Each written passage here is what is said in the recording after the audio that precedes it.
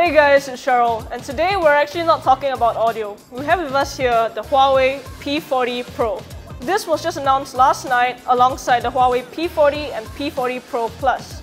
Now, this isn't actually the flagship product because there still is the P40 Pro Plus, but unfortunately that's not in Singapore yet, so let's just talk about the P40 Pro. So let's take a look at the specs. The P40 Pro runs on the Kirin 990 5G processor, has 8GB of RAM and 256GB of internal storage that's expandable with Huawei's Nano memory cards. The 6.58-inch OLED display supports DCI P3 HDR, has a PPI of 441 and a resolution of 2640 by 1200.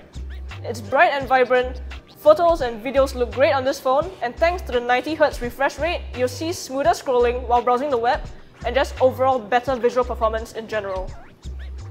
I'm actually pretty glad that Huawei has gone with a physical volume rocker on the P40 series as opposed to the virtual volume button that they had on the Mate 30 series, because that was a little bit finicky and sometimes it would just automatically trigger.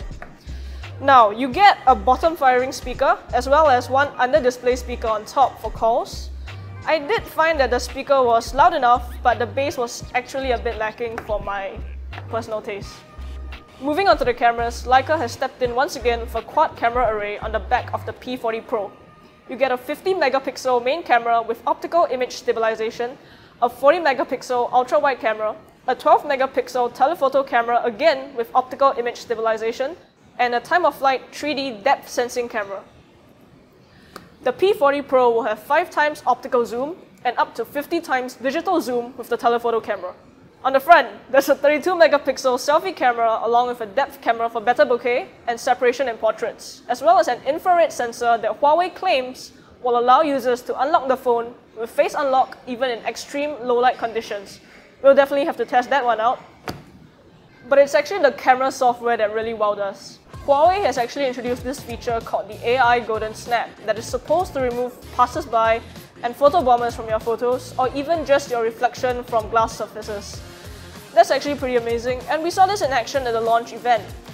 Well, there were a couple of kinks that were dependent on good lighting conditions, how the photo bomber was actually facing, but when it works, it actually works pretty well.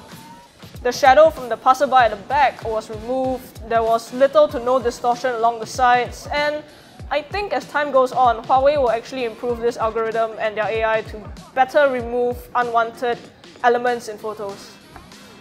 So, the P40 Pro comes with a 4200 mAh battery and supports 40-watt wired fast charging as well as 27-watt wireless fast charging. That's actually a lot faster than other wireless charging speeds out there, so it's pretty good, although you do have to get the wireless charger on your own. It's not in the box. There's also IP68 water resistance on this, so if you spill your cup of water on it or you drop it in the sink, it's safe. But I wouldn't suggest you go swimming with this in the pool or the ocean because salt and chlorine don't really mix well with electronics, even if there is water resistance in them. Let's talk about apps. It's the big issue with the P40 series, and yes, this is still running on Android 10, but there is no GMS on it, so that means that you do not have access to the Google Play Store. There is the Huawei App Gallery, and that's a work in progress. We'll talk about that in the future, but there is a workaround. And if you use the phone clone app from Huawei and you have another Android phone, you can actually take your apps from that phone and copy them all onto the P40 series. Okay, maybe not all. Some apps just plain don't copy over. Some apps do require Google Play services, so that's a bummer. I can't open my Amex app, so I can't see my credit statement for this month, but that might be for the best actually. Normal social media apps work. I've managed to get Facebook on this, Twitter, Instagram. WhatsApp works, Telegram works. In essence, most of my essential apps are actually able to function just fine on the P40. There is a couple of apps that I really want on here, like Netflix. Unfortunately, that's still not available. Hopefully, Huawei manages to put it into the app gallery soon though. Speaking of the app gallery, there's actually been a whole bunch of apps that's added in, such as ComfortDelGro, Tada, Ride, and even banking apps like UOB Mighty. I have heard from Huawei, however, that they are in advanced discussions with DBS and Grab to get those apps on the app gallery, so fingers crossed. Alright, so the phones will actually be available in Singapore from 4th of April onwards, and the Pro is going for 1,448 Singaporean dollars.